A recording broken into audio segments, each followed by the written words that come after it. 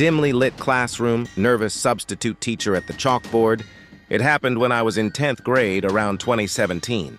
We had a substitute teacher that day, a woman named Mrs. Larkin. She was quiet, polite, maybe a little too polite. You could tell she was nervous, like it was her first day teaching ever. Hallway lights flickering red, empty lockers, classroom door locked. It was 11:30 a.m. just before lunch, when the principal's voice came on the intercom. "Attention all teachers and students. We are going into lockdown. This is not a drill." The class froze. Mrs. Larkin immediately locked the door, turned off the lights, and told us to get against the wall away from the windows. We all shuffled to the back corner. You could hear desks scraping and kids whispering. Close-up of a door handle being jiggled from outside. At first, it felt like a normal drill, but then we heard footsteps. Not distant ones. These were slow, heavy, and right outside our classroom. Someone tried the door handle. We all held our breath. It jiggled once, then again harder. Mrs. Larkin raised her finger to her lips, telling us not to make a sound. The handle stopped moving. Shadowy silhouette outside classroom door, hand on frosted glass. Then we heard it, a voice. A man's voice muffled through the door. He said, "Please, open up, I need help." Nobody moved. The voice came again, this time softer. "Please, they're hurting me. I'm bleeding."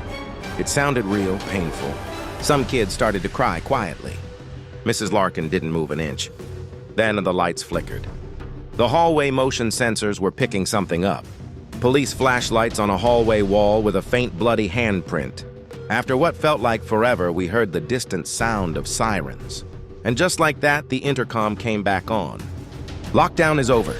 Remain in your classrooms until further notice." When police came in to escort us out, they asked if anyone had seen anything unusual. Mrs. Larkin told them about the voice. One officer looked at her strangely and said, "There shouldn't have been anyone in this hallway." That wing was cleared first. They later found a bloody handprint on the wall outside our classroom, but no one ever found the person who made it. The next day, Mrs. Larkin didn't show up. The principal told us she'd requested a transfer, out of state. Rain-soaked 1960s school building, dim and aged hallways.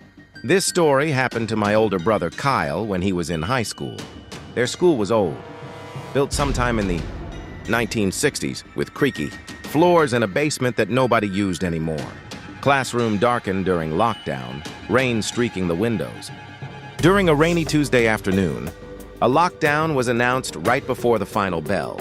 The teacher locked the classroom door and turned off the lights.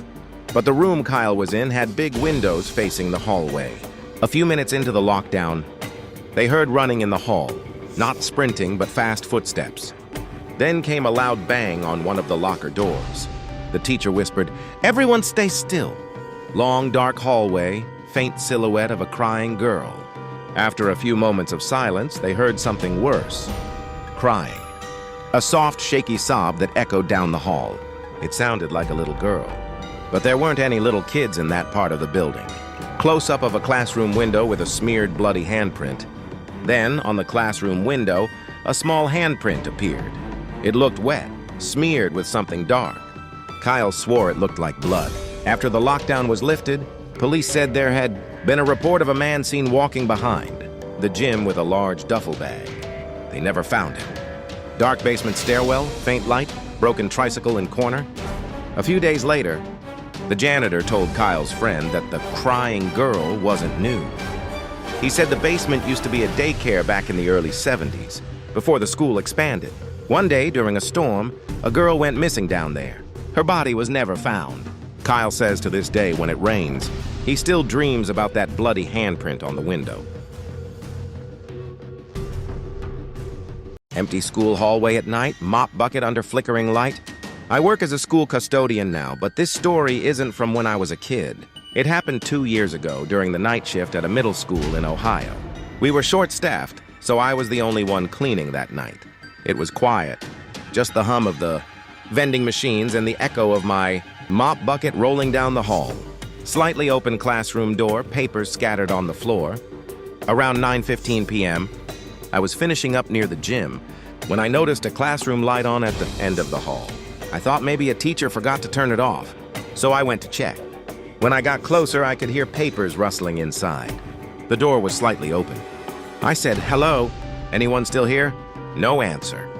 Inside classroom, flickering lights, words, "Let me out" on whiteboard. I pushed the door open and the lights started to flicker.